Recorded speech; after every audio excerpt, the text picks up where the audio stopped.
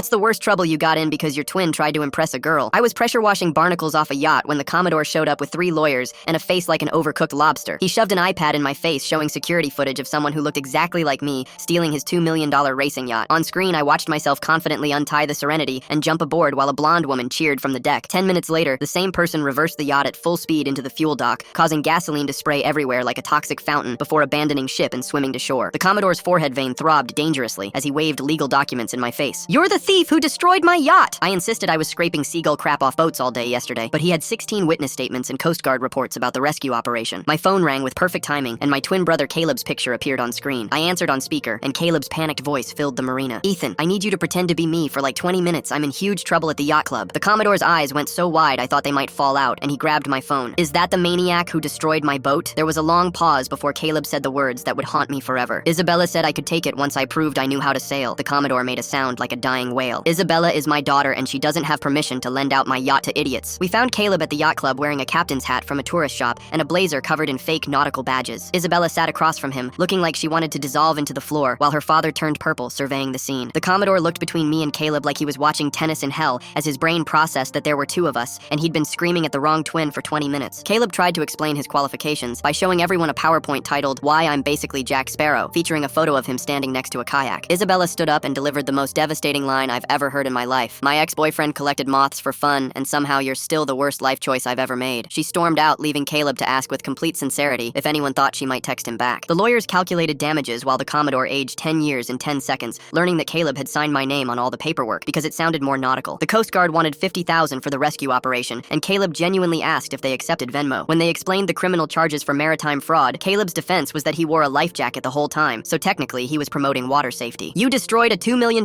yacht!" The Commodore finally exploded again, and Caleb just shrugged like this was a minor parking violation. The security footage revealed the full catastrophe in Technicolor detail, showing Caleb getting the mainsail tangled in the mast before somehow putting the engines in reverse at full throttle. The yacht had spun in circles for 40 minutes while Isabella filmed it for her Instagram story, thinking it was part of the sailing lesson. The boat only stopped when it ran out of gas in the middle of the shipping channel, forcing cargo ships to reroute around Caleb, who was trying to paddle a $2 million yacht with a mop. Now I wear a name tag at work that says, "Not the Yacht Thief" in giant letters, and have to show 3 forms of ID to the facial recognition system that can't tell twins apart. Caleb is banned from every marina within 100 miles and legally required to stay 500 feet away from any vessel worth more than his car. Last week, he texted me asking if I wanted to take sailing lessons with him because apparently destroying 1 yacht wasn't enough of a learning experience.